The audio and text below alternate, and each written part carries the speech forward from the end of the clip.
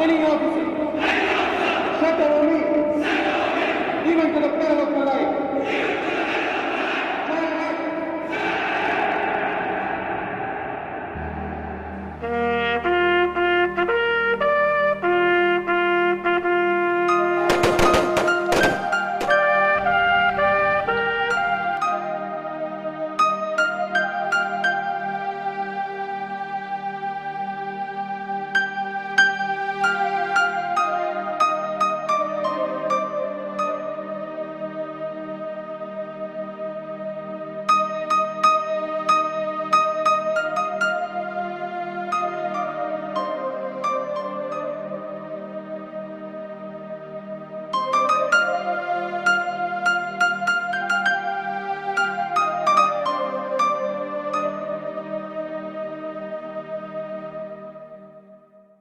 दो मई 1999 बटालिक सेक्टर का गड़कोन गांव कारगिल।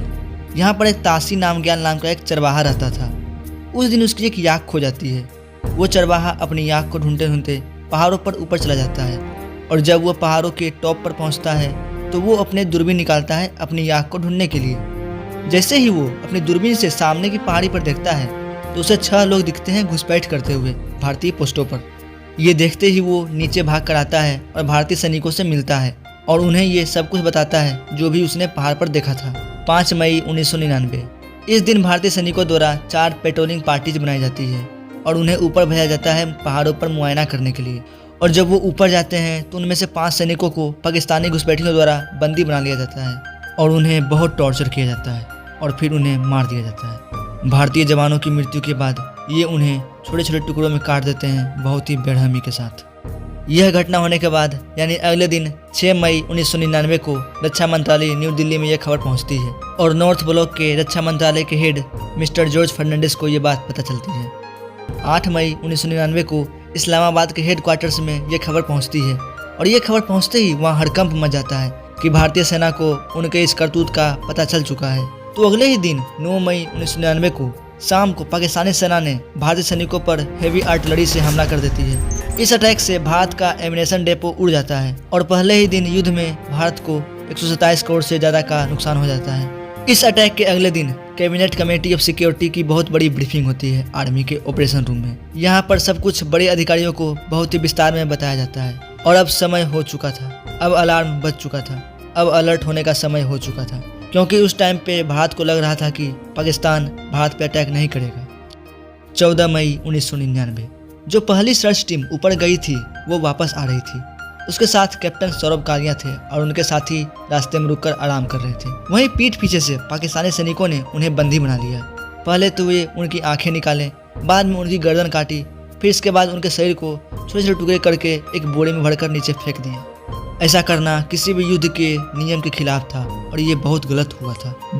दोस्तों, ये सब होने के बाद एक चीज़ का तो साफ पता हो गया था कि ये कुछ घुसपैठिए नहीं थे बल्कि यह कोई साजिश थी और यहीं से एक बहुत बड़े युद्ध का आरंभ होता है। 16 मई 1999 मस्को और बटालिक सेक्टर के बीच में यह खबर मिली कि कारगिल के नॉर्थ की तरफ 70 से 80 किलोमीटर की रेंज में जितनी भी टॉप पर पोस्ट थी भारतीय सेना की, तो पाकिस्तानियों द्वारा उन सभी पोस्टों पर कब्जा कर लिया गया है और वहाँ पे घुसपैठ शुरू हो चुकी है। दोस्तों, ये इतने ऊपर थे कि ये कोई भी छोटी से छोटी भारतीय सेना की कार्रवाई देख सकते थे और वहाँ से वे हम भारतीय जवानों पर नजर गड़ाए हुए थे। उनका एक ही एम था NH-1 पर कब्जा करना, क्योंकि NH-1 वही एकमात्र रास्ता था जहाँ से भारतीय सेना को लड़ने और खाने के लिए सामान मुहैया करवाया जा सकता था। दोस्तों, 18 मई 1999 को ये खबर रक्षा मंत्रालय को इन्फॉर्म कर दिया जाता है और अगले ही दिन यानी 19 मई 1999 को इसे ऑफिशियली वॉर डिक्लेयर कर दिया जाता है, जिसे आज हम कारगिल वॉर के नाम से जानते हैं। दुश्मन पहाड़ियों पर था और वो छोटी से छोटी बात पर नज़र रख रहा था और वह एक गोली के बदले 50 गोली मार सकता था। पाकिस्तानियों के पास रॉकेट लॉन्चर, MMG और एंटी एयरक्राफ्ट मिसाइल थे जो किसी भी वक्त भारतीय सेना पर हमला कर सकता था। 24 मई 1999 को उस एरिया को वॉर जोन डिक्लेयर कर दिया जाता है और भारतीय फोर्स को एयर स्ट्राइक करने की मंजूरी मिल जाती है। दोस्तों, ये फैसला 22 और 23 मई के ऑब्जर्वेशन करने के बाद डिसाइड किया जाता है। मंजूरी मिलने के बाद भारतीय वायुसेना द्वारा एक ऑपरेशन स्टार्ट किया जाता है जिसे सफ़ेद सागर का नाम दिया गया और उसके साथ भारतीय नेवी द्वारा अपना मिशन तलवार शुरू कर दिया जाता है। इस मिशन के तहत भारतीय जवानों द्वारा कराची बंदरगाह को चारों तरफ से घेर लिया जाता है। भारत के लिए टाइगर हिल और मोंटे डालो बहुत ही इंपॉर्टेंट पॉइंट था और उन पर एयर स्ट्राइक करना बहुत ही मुश्किल था, मानो तो नामुमकिन था। तो Indian head chief marshal A.Y. टिप्पणी ने अपनी बेस्ट कोर टीम सेलेक्ट किया इस जॉब के लिए और उन्हें ऑर्डर दिया गया कि किसी भी कीमत पर उन्हें सक्सेसफुल एयर स्ट्राइक करना है और टाइगर हिल और मोंटे डालो को कैप्चर करना है। भारतीय वायुसेना द्वारा 24 मई 1999 को एक सक्सेसफुल एयर स्ट्राइक किया जाता है और जो चीज़ इम्पॉसिबल था उसे भी पॉसिबल कर दिया जाता है। ये भारत का पहला सक्सेसफुल अटैक था और भारतीय सेना द्वारा मोंटे डालो और टाइगर हिल को जीत लिया जाता है। इसके बाद 25 मई 1999 को उस समय के प्रधानमंत्री अटल बिहारी वाजपेयी सभी साक्ष्य देते हैं और यह स्पष्ट कर देते हैं कि जो ये हमला किया गया है वो पाकिस्तान द्वारा ही किया गया है। और उसके बाद वो कुछ कहते हैं, हम शांति चाहते हैं, ये तो दुनिया ने देखा। अब दुनिया ये देखेगी कि हम शांति की रक्षा के लिए और अपनी शक्ति का भी प्रदर्शन कर सकते हैं। लड़ाई के परिणाम के बारे में भी मेरे मन में कोई संदेह नहीं है। हमारी विजय निश्चित है और हम विजयी होकर दिखाएंगे। 26 मई 1999 पठानकोट और श्रीनगर एयरबेस से भारतीय वायुसेना द्वारा उड़ान भरी जाती है। इस उड़ान में MiG-21, MiG-27 और MiG-17 हेलीकॉप्टर शामिल थे और बटालिक पर एयर स्ट्राइक की जानी थी। और अब थल सेना यानी कि इंडियन आर्मी ने भी अपना ऑपरेशन विजय शुरू कर दिया था। 27 मई 1999 ये दिन भारतीय एयरफोर्स के लिए बहुत ही बुरा दिन साबित हुआ जब फ्लाइट कैप्टन नचिकेता अपने MiG-27 के साथ दुश्मन पर हमला करने जाते हैं और उनके हमला करने से पहले ही पाकिस्तानी, क्योंकि ऊंची पोजीशन पर थे, तो पाकिस्तानी घुसपैठियों द्वारा स्टिंगर मिसाइल से MiG-27 पर हमला कर दिया जाता है। तभी नचिकेता अपनी सीट को इजेक्ट करते हैं, लेकिन दुर्भाग्यवश वो LOC के उस पार यानी कि दुश्मन की सीमा में घुस गए। वहां पर उन्हें तुरंत बंदी बना लिया गया क्योंकि MiG-27 को हिट कर दिया गया था और पायलट से भी कम्युनिकेशन नहीं हो पा रही थी। इसलिए उसे ढूंढने के लिए स्क्वाड्रन लीडर अजय आहूजा को उनके MiG के साथ भेजा गया, लेकिन दुर्भाग्यवश उनको भी पाकिस्तानियों द्वारा हिट कर दिया गया।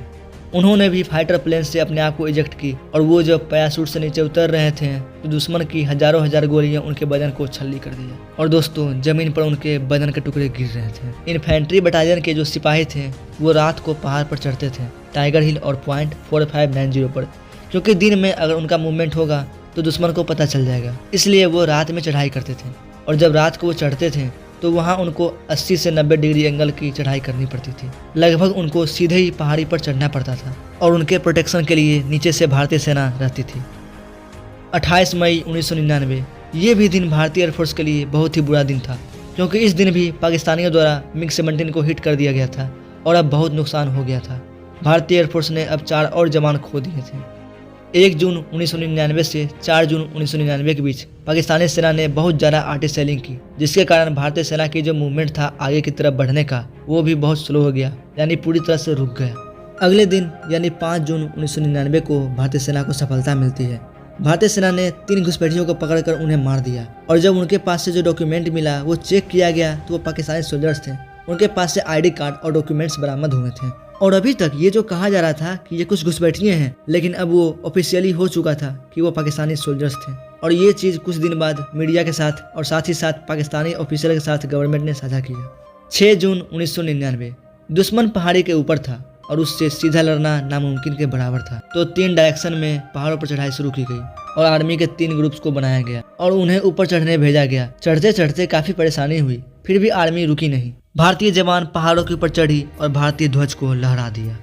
9 जून 1999 इंडिया ने अपनी इंपोर्टेंट पोजीशन फिर से जीत ली थी। उस दिन इंडिया ने जितने भी प्रूफ थे वो पाकिस्तान भेज दिए थे चीफ ऑफ जनरल स्टाफ और लेफ्टिनेंट कर्नल अजीज खान और परवेज मुशर्रफ के लिए, लेकिन उस समय परवेज मुशर्रफ चाइना के दौरे पर गए हुए थे। 13 जून 1999 को पोलो लिंक के ड्रो सेक्टर पर भी भारतीय सेना ने तिरंगा फहरा दिया। इसके बाद 15 जून 1999 को यूएस के प्रेसिडेंट बिल क्लिंटन ने परवेज मुशर्रफ को फोन करके उनको ये सलाह दी कि वो पाकिस्तानी आर्मी को विड्रॉ कर लें। उसके बाद भी 14 जून से 28 जून तक पाकिस्तानी आर्मी और भारतीय सेना के बीच बहुत ही ज्यादा आर्टिलरी सेलिंग हुई आपस में और भारतीय सेना ने 29 जून 1999 को टाइगर हिल के 2 बहुत ही इंपोर्टेंट पॉइंट पर भारतीय सेना ने तिरंगा फहरा दिया।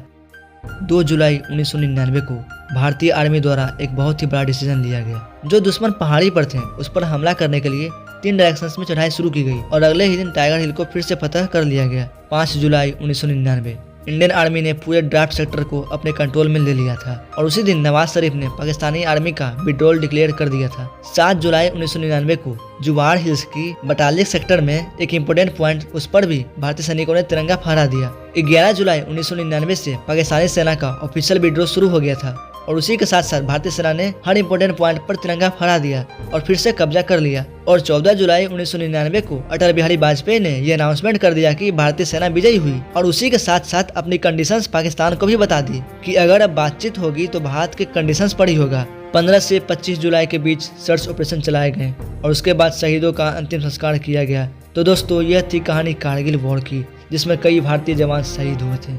हम कामना करते हैं कि भगवान उनकी आत्मा को शांति दे और उनके घर वालों को सलामत रखे। दोस्तों, अगर आपको हमारी यह छोटी सी वीडियो इन्फॉर्मेटिव लगी हो तो चैनल को सब्सक्राइब जरूर करें। मिलते हैं अगले शानदार वीडियो में।